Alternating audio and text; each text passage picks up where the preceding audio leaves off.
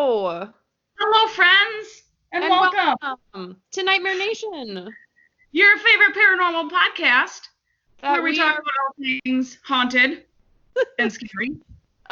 We talk about haunted histories of haunted places and all of the paranormal sightings that have been recorded there. And UFOs occasionally, and that fun stuffs. All the fun stuff. Yes. This is super awkward today because we're actually recording over Skype. Yes, we are. And we can't really see each other because using video is sucking up too much of our internet and it keeps dropping the call. That's really great. Good old quarantine podcast. Yeah, happy quarantine. Apologies for the interruption in your usually scheduled podcast programming last week. Yes, we had to try and figure out how we were going to podcast and make sure that this specific way of podcasting would work for us. And so far, it's average. Yeah, and I can't say it's going to be the best quality episode we've ever recorded in our lives, but everyone's making sacrifices right now, and this is very much a first world problem given the circumstances. So we're just power through and make it work, and you guys are going to have to just deal with some goofy audio for a week, and possibly us talking to each other a lot. I can't tell when the other one's about to speak. We will try our best. It's definitely a learning curve. But yeah. Hey, I'm Annie. All right, friends. So we are sticking to Minnesota again this week. Thank you to my awesome. Oh. Who are you? Tell us your name. Oh, hey, I'm Anna. Oh, hey. Hey there, friends. Hey, that's who we are. Did you already say your name? I did. It was while you were talking, though. Oh. So I just kind of went for it, and then I was pretty sure you couldn't hear me, so I interrupted you back. So perfect. It's going great. It's great. Yeah. Okay, sorry, back to Minnesota. So we are in Minnesota again this week. I didn't know that there were so many haunted places in Minnesota. So many. Right? This suggestion came from my awesome coworkers, Colin and Dale. Thank you again for this suggestion. Thanks, guys. So we are taking you to the Palmer House Hotel in Sauk Centre, Minnesota. This place is actually only like an hour and a half, well, maybe like more like 2 hours from here. It's not that far. So we can go to it. We can. I was actually asking Anders if you wanted to maybe like go stay at the hotel with me next weekend for like a night or something, because it's not that far, and the hotel rooms are pretty cheap. So we thought that could be fun, but I guess they might not be open given the circumstances. I don't know. Didn't even think about that until it came out of my mouth just now. So maybe you need to think about that again. Yeah. By the way, guys, stay home. Like, be safe. Don't be stupid. Don't be dumb. It's not worth it.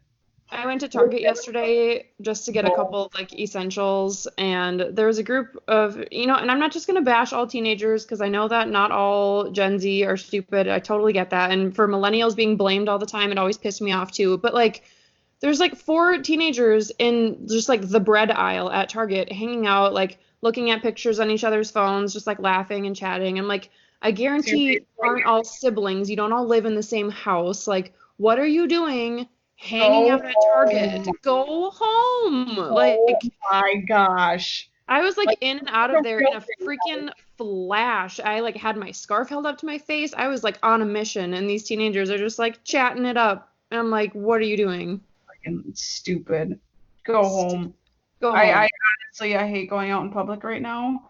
I have hand sanitizer in my purse, and then when I home, I disinfect all of my doorknobs. I wash my hands about 5 different times.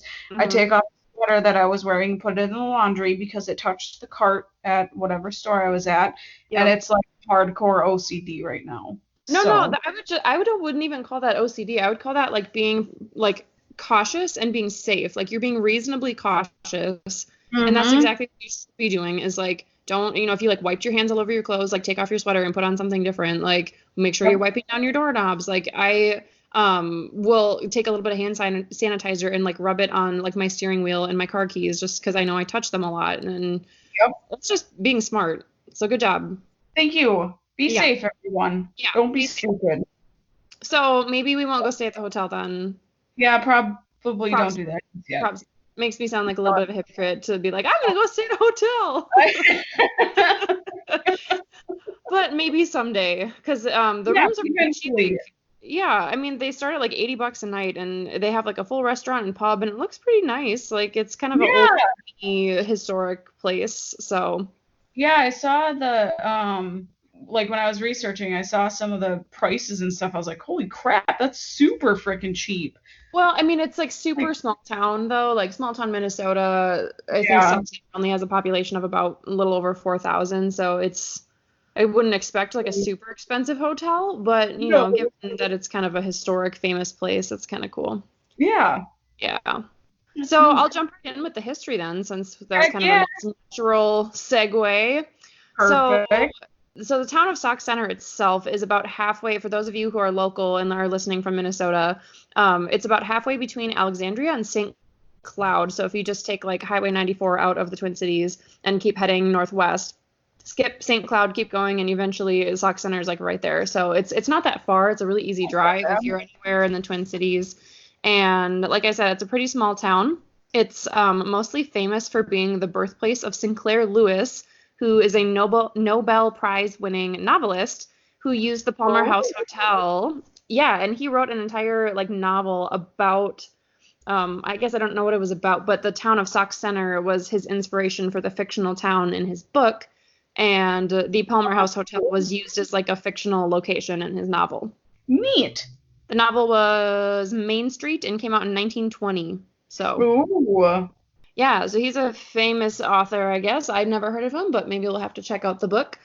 Yeah. Um, so the Palmer House Hotel was built in 1901 when Ralph L. Palmer and his wife Christina J. Palmer decided to go into the hotel business. The original hotel that was on that lot burned down in June of 1900, and the Palmer House was then built kind of on the same site. So they purchased the property, built the hotel, and then the Palmers lived on site with their children, Hazel and Carlisle, and Christina's mother and brother, who also worked in the hotel. So I couldn't help but giggle when I saw the name Carlisle because it made me think of Twilight. And when I first read Twilight when I was like 12, I did not realize that Carlisle was a name, and I read it as Carlisle. So that's how it's spelled. And no one in my 12-year-old friend group knew that it was Carlisle. We were all super shocked when we went to see the movie, and we're like, that's how you say his name? What is this madness? Like, my mind was blown. That So it made me smile when they had a son named Carlisle. So made sense. yeah, a lot of family members involved in the business. It's a really cute. It's a pretty small building. And it's all like red brick. It's really cute. It's 3 stories, and it's on the corner of Sauk Center's kind of main intersection in downtown, which of course is pretty small because it's a really small town. But it's 1 block away from the train station, which is kind of important because that's what made it so popular for like traveling salesmen, and that's where it got a lot of its kind of rich history of being used as like a business hotel because it was really close to the train station, and traveling salesmen would stop in Sauk Centre and stay at the hotel. Oh, nice. So, yeah. It also became kind of like apparently like a local hangout place. Like people would come and like just gather in the lobby. It was like the nicest building in town at the time. So like the town really kind of gravitated towards it. And it's really pretty. It has these really pretty round arched windows on the ground floor. And apparently the windows that open up into the lobby and restaurant have stained glass that they imported all the way from Vienna, Holy crap, seriously? which I can't imagine how expensive that would have been in like Oh my 1900. gosh, yeah. Like, yeah, so they kind of went all out. I thought that was really cool. That's awesome. Yeah. So it's kind of a fancy schmancy building at the time, and it was considered really modern because it was the first building in Sauk Centre to have electricity, and it was one of the first buildings in the entire Twin Cities, like Minnesota, St. Paul, Minneapolis area, to have indoor plumbing. Oh wow. Yeah, which That's still impressive. just like blows my mind that people didn't have indoor plumbing for like forever, but that was like a new thing for some people. It just, I can't. What is this contraption that you have? I know, like everyone's mad about not Yeah. having toilet paper, which I understand, but like, can you imagine not having a toilet? Like, Oh, that'd be just gross, gross. pooping in a trench. Pooping in a trench, my favorite. Gross. Or it's like, what is it, Slumdog Millionaire, where they all poop Uh, like into a lake or something? Yeah. Yep. Drop. It's gross. Ugh, yeah, that's a great mental image. Thanks for bringing that I, up. I was just gonna say you're welcome for that. Yeah, thanks. Hmm. Delicious. But they did not poop in a trench at the hotel. They had Oh, bathrooms. good. Oh, Yeah. perfect. They Okay. did, however, it was a common necessary room, they called it. That's in quotes because apparently that was like the old-timey, very delicate way of saying bathroom was it was a necessary room. And it was It's like a necessary room. yeah, I mean, if you think about it, it is kind of necessary. So the I name mean, it is. it makes sense. But I picture like fancy ladies and with their little like fans being like, "Oh, I have to go to the necessary room." It just yeah. oh god. Yeah, so that was a shared common space, but there were 24 rooms originally when the hotel was built. Okay, so 1916, the owners hired an architect from nearby St. Cloud to expand the hotel, and they added an entire like back expansion with an additional 20 rooms, so it got quite a bit bigger. And skip forward to 1982, the hotel got listed on the National Register of Historic Places, which I think is cool because a lot of the places that we end up talking about have made it onto this list. Like, what was it? The Uh-huh. Sterling Opera House was on this list. What was it? The Winchester House? I don't know. There's a bunch of I places think that we've so. talked about that end Yeah, up on this list. So that's awesome. basically, yeah, it's cool. And basically, it got put on the list because it has, quote, local significance in the themes of commerce and social history. So Ooh. I don't really know what that means. All I know is it was very important to the town of Sauk Centre. So then in 1993, a large renovation took place that converted the original rooms into 19 much larger rooms. So this is when they all got their own private bathrooms, no more shared necessary rooms. And some of them have jacuzzis, which they made sure to talk all about on their website. They were super proud of that. Like, come check out our jacuzzis and relax. Oh, I I want to love go relax in a jacuzzi. jacuzzi. I know. And the hotel is currently owned by someone named Kelly Freeze or Freezy, who bought it in 2002. So she apparently originally bought the hotel and meant to just hang on to it for a little while and then ultimately sell it to someone else. But she got really like passionate about it after learning more about its history and just falling in love with the character of the building and especially like hearing about some of the paranormal stuff. So that's when she Hmm. got super interested and was like, actually, I think I'm gonna keep it. So she still owns it today. Oh, And nice. what's interesting though is like given all of the paranormal stuff that's been reported there, I mean, you'll talk about more about that, but it's been on like a bunch of different TV shows. And as far as I can tell, there have been no unusual deaths, murders, violent incidents, any sort of thing that would cause any sort of suspicion Hmm. that have taken place on the property. So Kelly, the owner, had also done a lot of research on the history. She couldn't find anything noteworthy either. And the only thing I could find was there's a record of a little boy dying of the flu while staying there in the early 1900s. Yeah. Poor But baby. that was the only one. That was a long time ago. But of course, there's a ton of like local legend and like stories of people who may have died in the hotel and decided to stay there. Ooh, Oh. so spooky. Yeah, when I was doing like with some of my research, like with the hauntings and everything, it didn't say that, like you said, anyone that suspicious or died. I heard something, I don't know if you read about it, but something about like a fire Mm. burning down in that area. I don't know if it was a specific hotel or. Well, so the hotel before the Palmer House burned down, and that's why they built on that lot, is the previous Okay. hotel had burned down. But so I guess on God. wasn't the same building, but it was on the same property. So I guess if there were any deaths or like injuries or anything bad that happened with that fire, then I suppose that could have like lingered. So Yeah. that makes sense. I didn't think about that.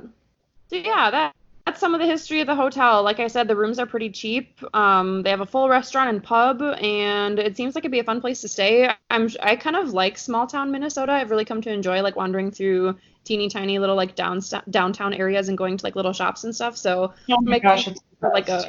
yeah, it's I did that. I explored Jordan a little more thoroughly earlier this year. It's Or so I guess cute. it's so cute. So Yeah. last fall after to one of the apple orchards nearby, we just spent the whole afternoon in Jordan. And I was like, oh my gosh, this is so great. Uh-huh. It's just a cute little town. I love it. So I imagine Sauk Centre is probably similar. So it might make for like a nice little day trip if you're looking to get out of town. There's some interesting history in the town too. So yeah. Heck yeah, we'll go check Heck it out. yeah. Perfect. Well, the hauntings, there were actually a lot, and I was very surprised about this, especially being like I honestly wasn't expecting there to be that much just because of it being in Sauk Centre and just being this tiny little hotel. I'm like, I don't know if I'm really gonna find a lot, but I guess we'll try. Mhm. So the reports of hauntings, people have seen sightings of ghosts of, like you said, the young boy. So the young boy is seen on walking up the stairs on the way up to the second floor and is described as having dirty blonde hair and green eyes. Mm. I've never heard of anyone seeing like an apparition and being able to describe them in full detail like that. So And that like was the eye colors, specifically the right. eye color is odd. Like you could say like a redheaded girl or something, but like I've never heard of them say like, oh yeah, the ghost had green eyes. Yeah, I thought that was super weird. I'm like, I don't know. They probably just saw a picture of a little boy, and Yeah, that is weird. I don't know. But unless he died of the flu, then he could just be hanging out. Yeah, I was gonna say, do they think that that's the same one? Is that like tied to that story as far as you can tell? Yeah, I do believe so. Okay. Yep. Guests have also reported seeing a ball bounce down the hallway and voices of young children. So I'm sure it's just him chilling, hanging out, playing with balls, bouncing them down the hallway. Maybe he brought some other like ghost friends to come hang out at the hotel. Yeah, he brought I all his little ghost children with him. Yeah, I actually I thought this was kind of interesting because I also did notice as I was researching the history, I saw a lot of the paranormal stuff too, and I was like, dang, for given how like tiny this place is, they have a lot of stories. Right? But some of the people that they were talking to said that they felt like the ghosts were like people that enjoyed the hotel so much that they actually came back to haunt it like after they died, that because they like liked it so much and they wanted to come back and visit. And I Yeah. thought that's really interesting. So like maybe the little boy was just like, I love it here. Like I want to take all my friends here and we'll have a It's little just perfect. ghost party. I'm gonna have a ghost party when I'm a ghost. I mean, why not do it in a hotel? That'd be so cool. Exactly. You get to hang out with so many people all the time. Hmm. That'd be perfect. So, let's see. Other people have reported having feelings of terror in the basement while also hearing disembodied voices and poltergeist activity in the bar area. Oh, them poltergeists. Right. I thought that was pretty interesting because was it Ghost Hunters? Not Ghost Hunters, Ghost Adventures were there, and I think oh yeah, there was a clip of a woman who claims to have been possessed by a spirit while she was in the basement. Ooh. And I didn't get like anything else besides that on it, but I'm like, oh, that'd be weird, and it kind of goes along with the claims of weird feelings in the basement and Yeah. Well, that's kind of like a bold everything. statement too. Like someone tried to possess me. Like, whoa. That's Right? an intense thing to have happen. Do you happen to know if this woman was like a psychic medium person? Because I want to say I think I read a little bit about that story and her name was Amy, I think. She like was a medium that was there I with the TV show. I think that was it. I do Oh, believe so. yeah. That sounds familiar. Okay. So people have said that Sinclair Lewis haunts the hotel as well. I didn't find any like specific reports of people actually seeing him. They just say that he supposedly haunts the hotel. So I That's pretty don't know. cool. I Right? mean, he like obviously had an affinity for the hotel and like the town because he like wrote an entire book where like that was the inspiration for his setting of his novel. So I could see him like coming to chill at the bar and like have a ghost whiskey drink. Yeah. Just Hang out. yeah. He liked Yeah. it. People have also experienced electronic disturbances with lights and TVs flickering on and off in the guest rooms. But what's weird is that they have had all of the electrical rewired and tests done throughout the hotel, and everything was fine up to par. Like nothing, no open circuits or anything to have caused like Mm. any electronic disturbances. That is weird. I was gonna say like it's a super old building, so I could totally see things like flickering, but if they got Mhm. all the like electric redone, then then there shouldn't be anything happening, Theoretically. right? So then I read a lot about two different rooms where people have experienced the most hauntings, and they think it's like the most active. So it's room 11 and 17.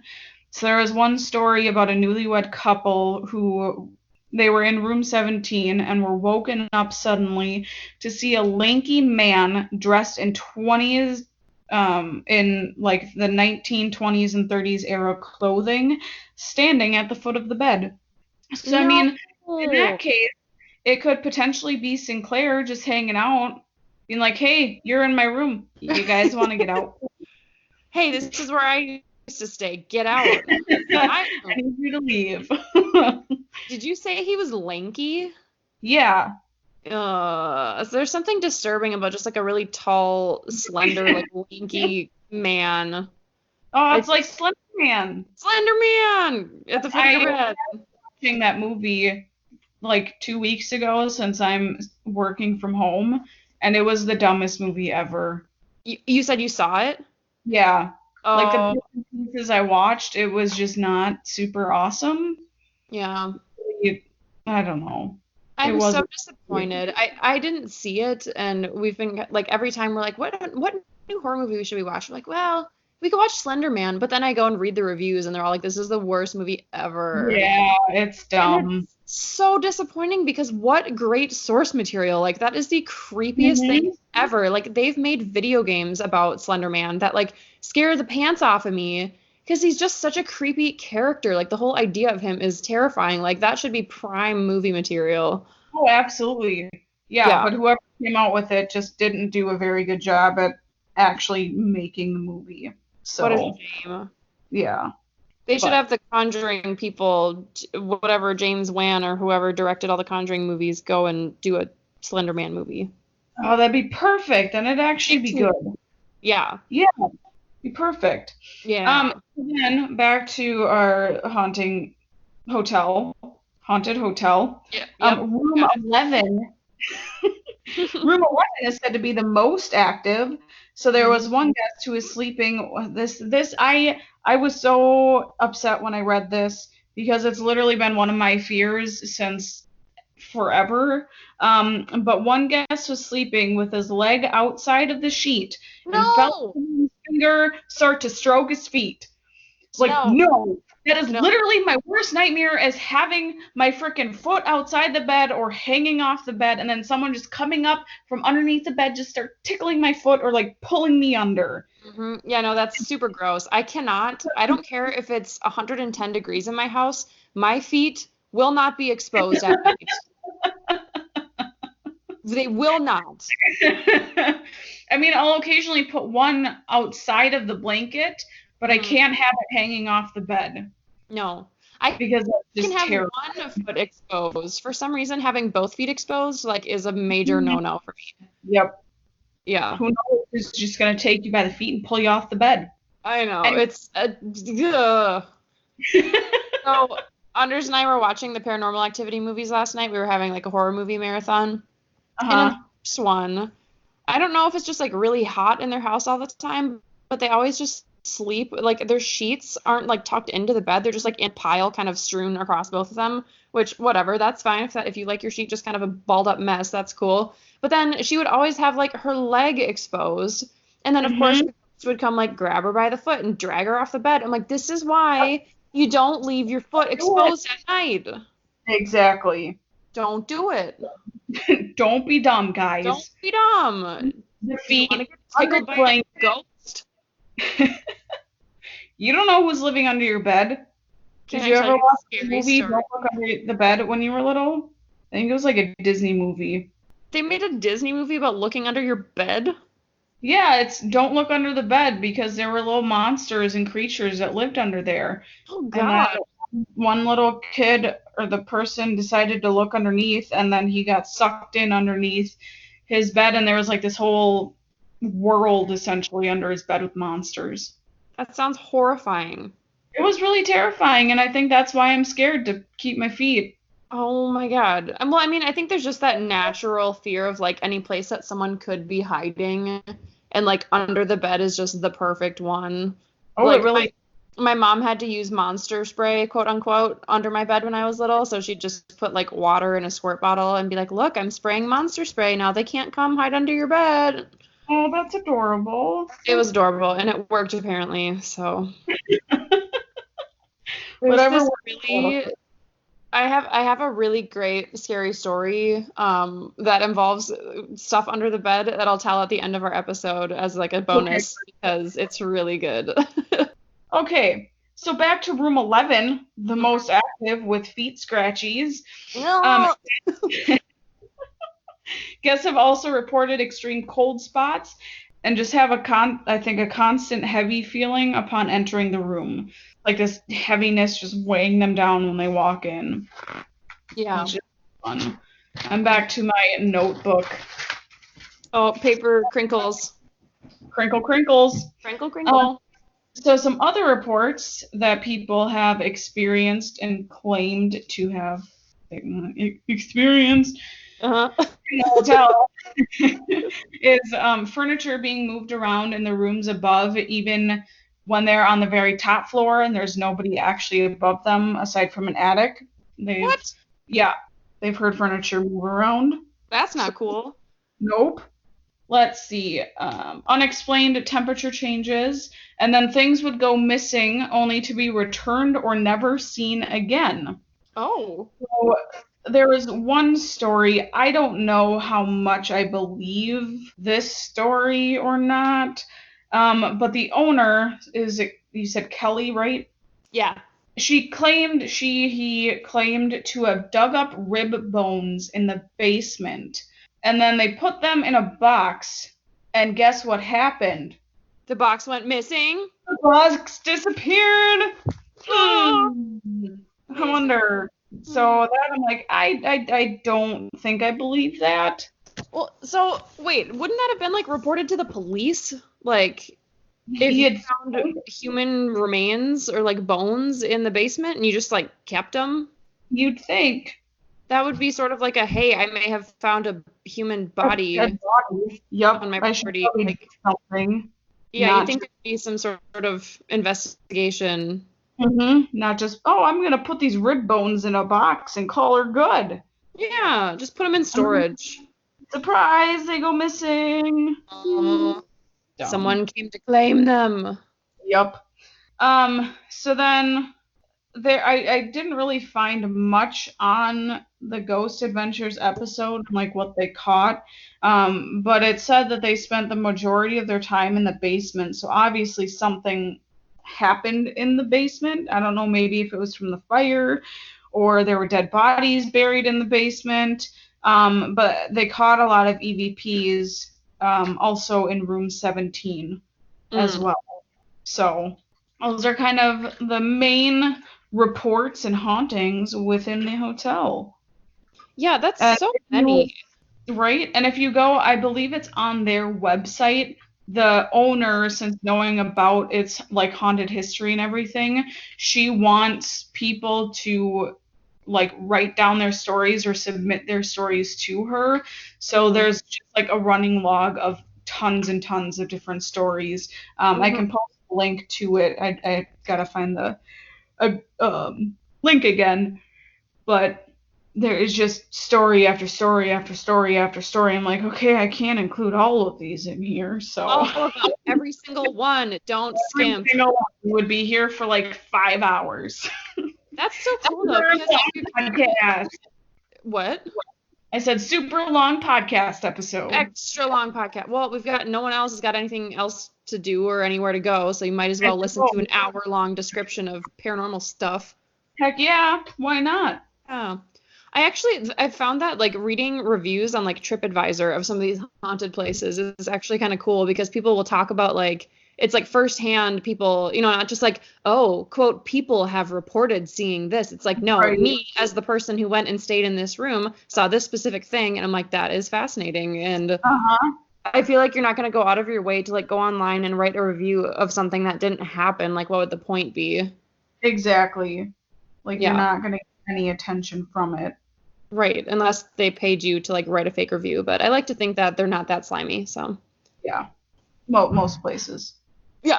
Well, that's cool that they're like collecting stories. And I know Yeah, that like I'm pretty sure that they do special kind of like Halloween events and stuff, like because everyone in town kind of acknowledges that the hotel is haunted. And I think they do stuff in like October and November to kind of like amp up the scare factor oh, and that's have cool. events. Yeah, I was looking through the event calendar. I Oh, don't know that it goes out that far, but I know they did oh, something for last year. So. sweet. We'll have to check that out then. Yeah. So guys, go visit the Palmer House Hotel. It's Heck yeah. cute, spooky at the same time. It's a perfect little town, and you can just hang out, and it'd be perfect. Yeah. And Yeah, apparently the restaurant is really good. All the reviews that I read said that the food at the restaurant was amazing. So, I mean, who doesn't love good food? right? That Yeah. sounds delightful. Hmm. I always love the food. Me too. So what's your story? So, so this is a scary story. I honestly don't remember where I first heard it or where it came from. It might have been like a book or something, like a compilation of scary stories. I honestly don't know, but it Hmm. has like stuck with me my whole life. And I told it to a couple of our friends in high school once, and to this day, one of them like hates me for life because she said she's like so emotionally scarred from the story that she like thinks about it all the time. So get ready. It's creepy. In fact, I may have told you the story too, but our listeners might not know it. So it has to do with a hand hanging over the edge of a bed. Mm. So I don't remember the exact details of the story, but the gist of it is that there's someone who sleeps with their dog every single night. And every single night, if they ever were like scared or like woke up feeling afraid, all they would have to do is put their hand down by the edge of the bed, and their dog would lick their hand to let them know that everything was fine. So, Whoa, I know this um, one. you know this one? Oh, Yeah, it's so good. I It's so hate good. it so much. Oh, I'm a terrible storyteller, so I'm totally gonna botch it. But Oh my gosh. so let's call him a guy. So he always trusts his dog to lick his hand and let him know that everything's okay. So everything is fine. And one night when he wakes up in the middle of the night because he thinks he hears something, and he's nervous and he's afraid. So he puts his hand down. His dog licks his hand. He feels calm and safe. He goes back to sleep. The next night, same thing happens. He wakes up, hears kind of a strange sound. It sounds like maybe something is in his house and coming closer to his bedroom. And then the sound stops. So he's kind of freaked out. He puts his hand down. His dog licks his hand, no problem. He feels safe. He goes back to bed. Then the third time, he hears a banging on his bedroom door. Banging. The dog starts barking like crazy, barking like crazy. The guy is freaked out, and all of a sudden the sound stops and the barking stops. So he kind of puts his hand down to see if everything's okay. Dog licks his hand, no problem. So when he wakes up again, he hears a dripping sound and he thinks that's kind of weird. And it's different than the other sounds he's been hearing. So he gets up, goes to investigate, and in the bathroom, he finds his dog hanging from the shower. It's blood dripping into the bathtub, and a note on the bathtub saying, "Your hand tastes good." Oh, So gross. I hate that story so much. Yep, the dude, Oh, whatever it was, licked his hand, killed his dog. that's so terrible. It's so terrible. I'm the worst storyteller of all time, but it's like this content is so creepy. Just the idea It's that like so you put your creepy. hand down and something licks your hand and then you find out it wasn't actually your dog. Like, oh my God, Mhm. And terrible. to know that that's what you're supposed to do, obviously they were in there for a while to know that they're supposed Oh, to. oh, And oh, I didn't even think about that. Good point. yeah, Like if they knew yeah. that to lick, I'm gonna lick your hand to make you sure you know everything's okay. Mm-hmm. No, Oh, I thank didn't even you. think about that. That's so creepy. It's terrible. I love No. that story so much. It's so good. So gross. Oh, guys, All if right, you have a scary story, you tell us. send it in You to nightmarenation19@gmail.com. heck yeah. Check us out on the Instagram, nightmare.nation19, Check us or the out on Facebook, Facebook. nightmare_nation19, So, and you'll find us some way or another. It's perfect. yeah. Yeah, come leave us a review, suggest a location, send in a story of something creepy that may have happened to you that you either can't explain or freaked you out, or maybe even a scary story that you've heard that you think is really fascinating, because I like fictional scary stories too. Heck So, yeah. heck yeah. Send them We in. want all of it. Let us know. And don't So, forget to subscribe, and we will try to keep up this kind of virtual recording, and hopefully the quality wasn't too terrible for you guys. Thanks for bearing with us while we try to make this work remotely. yeah. Yeah, we're So, trying. all right, friends, stay safe. Don't use a Ouija board, Don't do seances. and stay home. Don't leave the house. Yeah. Until next week. Okay, bye. Bye.